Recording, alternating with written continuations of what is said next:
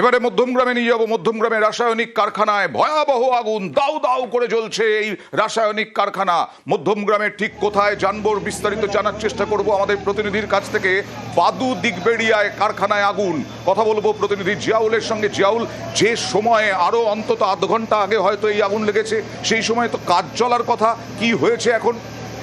একদম দেখো, প্রায় 2:30-35 তখনই হঠাৎই আগুন লাগে। তার কারণ সেই সময় বেশ কয়েকজন কারখানায় শ্রমিক কাজ করছিল, অর্থাৎ এই গোডাউনে, সেখানে রঙের গোডাউন, এবং সেখানে আগুন লাগে, দাউ দাউ করে আগুন জ্বলে। তোমাকে একটু জানিয়ে রাখবো, বছর দুয়েক আগে ঠিক এখানেই আগুন লেগেছিল। সেবারে কিন্তু বেশ কয়েকজনের মৃত্যুর আশঙ্কা হয়েছিল, তার মৃত্যুর ঘটনা ঘটেছিল। পরে তারপরে যে সেফটি, অর্থাৎ ফায়ার সিস্টেম সেফটি, সেটা ঠিক মতন মানা হয় না, এমনটাও কিন্তু একটা অভিযোগ আকারে উঠে আসছে। তার কারণ যেভাবে এই একেবারে ঘিঞ্জি এলাকা, সেখানে কিন্তু একের পর এক কারখানা রয়েছে, গোডাউন রয়েছে, এবং সেখানে এই রঙের কারখানায় হঠাৎই একেবারে 2:30 থেকে 35 নাগাদ সেখানে দাউ দাউ করে আগুন জ্বলে।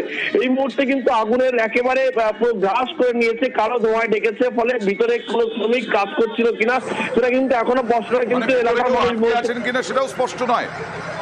এখনো পর্যন্ত পুরো আগুনটাই কিন্তু ঘাস করে নিয়েছে, পুরো কালো ধোঁয়ায় ঢেকে রয়েছে এলাকা। ফলে এর আগেও কিন্তু এই একই জায়গায় আগুন লাগে, সেখানেও কিন্তু 3 জনের মৃত্যুর ঘটনা ঘটেছিল।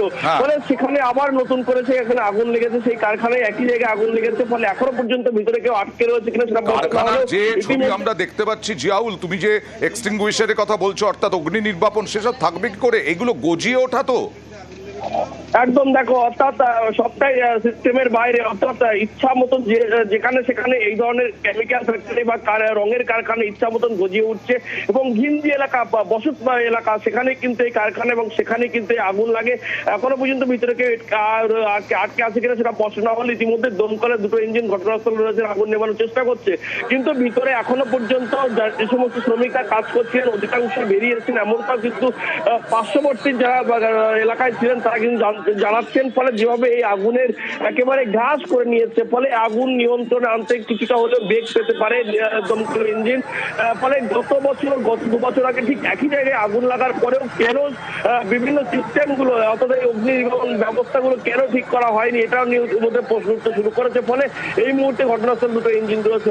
আমি আসবো তোমার কাছে, তুমি থাকো আমার সঙ্গে। এই মুহূর্তে যারা নিউজ 18 বাংলায় চোখ রেখেছেন তাদের জানাই, বাদু দিগবেড়িয়া এখানে একটি রাসায়নিক কারখানা। সেই রাসায়নিক কারখানায় দুপুর 2:30 নাগাদ এইরকম ভয়াবহ আগুন লাগে। এখনো পর্যন্ত 1 ঘন্টা ধরে এই রকম ভাবে আগুনে ঝলসে যাচ্ছে ওই কারখানা।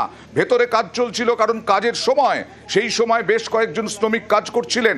এখনো পর্যন্ত পরিষ্কার নয় ভেতরে কেউ আটকে আছেন কিনা, কারণ আগুনের যে লেলিহান শিখা, দমকল ওই পর্যন্ত পৌঁছতো সম্ভবই নয় দমকল বাহিনীর। আরো একবার কথা বলবো প্রতিনিধি জিয়াউলের সঙ্গে।